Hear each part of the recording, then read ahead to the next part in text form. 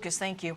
For more on this, let's bring in Jonathan Schanzer, former Treasury terrorism finance analyst and vice president at the Foundation for Defense of Democracy. Sir, thank you for bringing us your insight on this Sunday. You've traveled extensively in the region, written a lot of books, and had some success in keeping some of the funding that flows into Hamas far away from that terror organization. I want to get your thoughts. Our chief foreign correspondent, Trey Yanks, kind of detailed the preemptive efforts that were made by Israel to stop this attack by Hezbollah. They had some success, but how significant of a ramp-up is this latest effort by Hezbollah? Well, it's significant. I mean, we don't know the exact numbers. Some of the numbers suggested last night from the Israeli media put the figure at something like 6,000 rockets, which to me seems like a very, very large number. I've not been able to verify that this morning, but it does sound like Hezbollah was trying to target Unit 8200, which is Israel's cyber command. So they are going after some high-value targets inside of Israel. The Israeli preemptive response was significant. Obviously, they took out all of the long-range rockets. They intercepted all of the UAVs. And I think really forced Hezbollah to pay a price.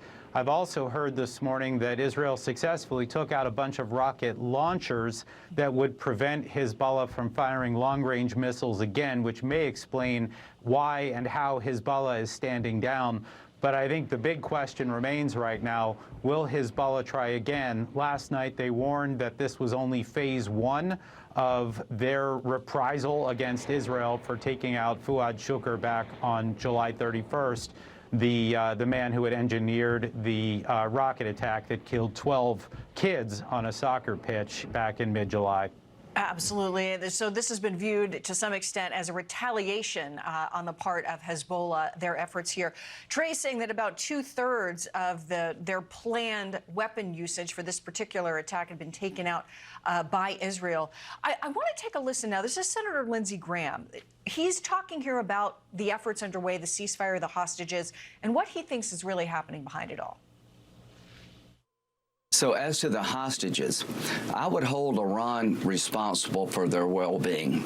If I were the state of Israel, I would tell the Ayatollah, if these people do not come home alive, the ones that are left alive, and if we don't get the bodies of the fallen, we're going to blow up your oil refineries.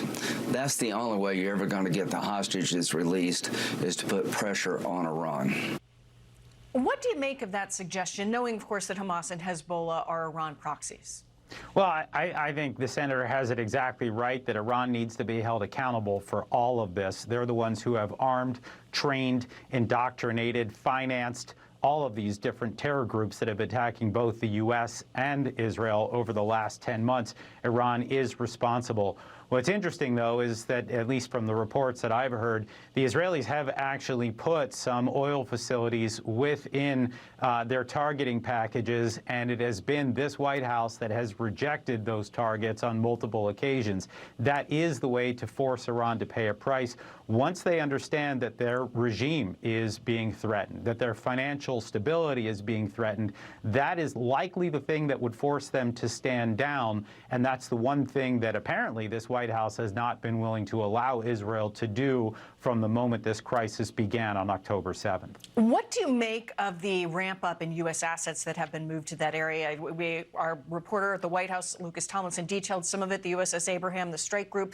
But there's a cruise missile submarine there, the amphibious ready group, a marine expeditionary unit.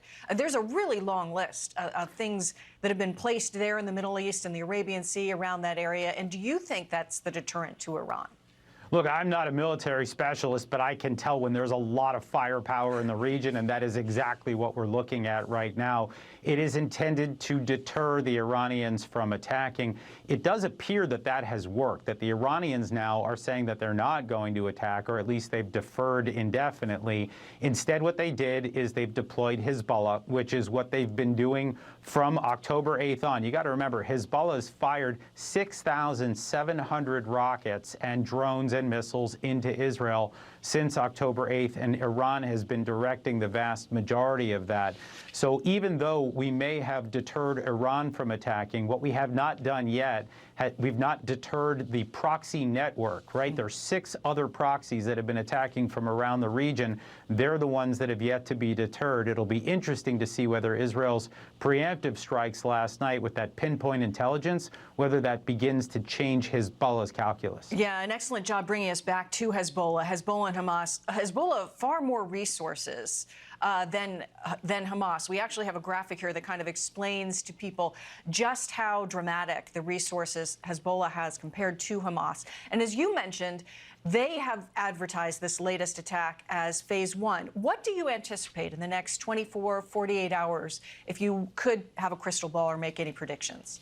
Look, from what I understand right now, both sides are willing to stand pat. The Israelis have said that they don't need to escalate any further, and Hezbollah, from what I can tell, appears to be licking its wounds. They're trying to claim that they hit certain bases last night. They're trying to say that their attack was successful. I think we all know that that's not true. But I would say this. Hezbollah has an arsenal of 200,000 rockets or so. They have precision-guided munitions, which could be very lethal, very precise. Their military has trained alongside Russia and Iran, and they have the ability that at least it's assessed by the Israelis that they're essentially like a mid-sized European military, like the Czech Republic. This is no joke here, and so if things begin to escalate, it will get serious.